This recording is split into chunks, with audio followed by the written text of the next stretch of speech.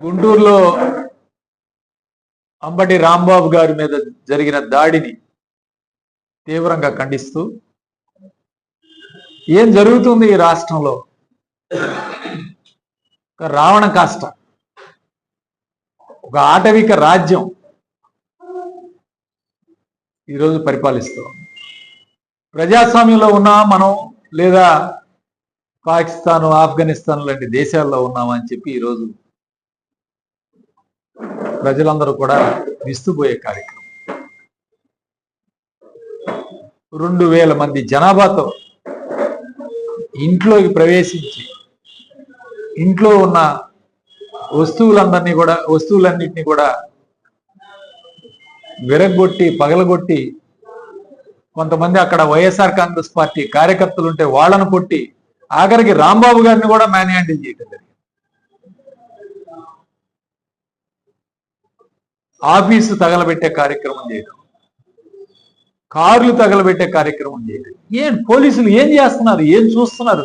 వాళ్ళు చూస్తూ మీరు చేయండి చేయండి అని చెప్పి పక్కకు వెళ్ళే కార్యక్రమం. ఉపయోగం ఏముంది పోలీసులు ఇవాళ ఒక రక్షణ కల్పించకుండా?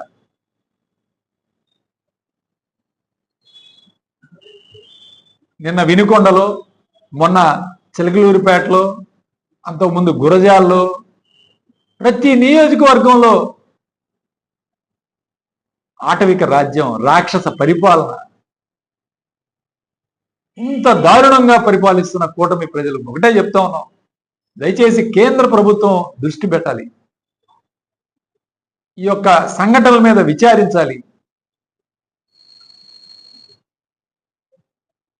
అసలు దీనికి అంతటికీ కారణం, నిన్న జరగడానికి అంతటి కారణం రాంబాబు గారు ఏదైతే పార్టీ ఆదేశాల మేరకు గుడిలో పూజలు చేసుకొని తిరిగి వస్తుండగా ఆయన ఏదో ఈ యొక్క ఫ్లెక్సీలు ఏదైతే వేసించారో లడ్డు వివాదం మీద, ఈ లడ్డు వివాదం మీద ఫ్లెక్సీలు చించడానికి వస్తున్నాడని చెప్పి ఆయనతోటి కర్రలతోటి, రాళ్లతోటి, అనరాని మాటలతో, ఆడవాళ్ళు కూడా, ఆ వీడియోలు కూడా మనం చూసాం, అనరాని మాటలతో రెచ్చగొట్టే కార్యక్రమం చేశారు. కారు మీద దాడి చేయటం, 100 మంది వెళ్ళి. అసలు ఇదంతా కూడా పోలీసుల వైఫల్యం అని ఈరోజు చెప్తా ఉన్నాం.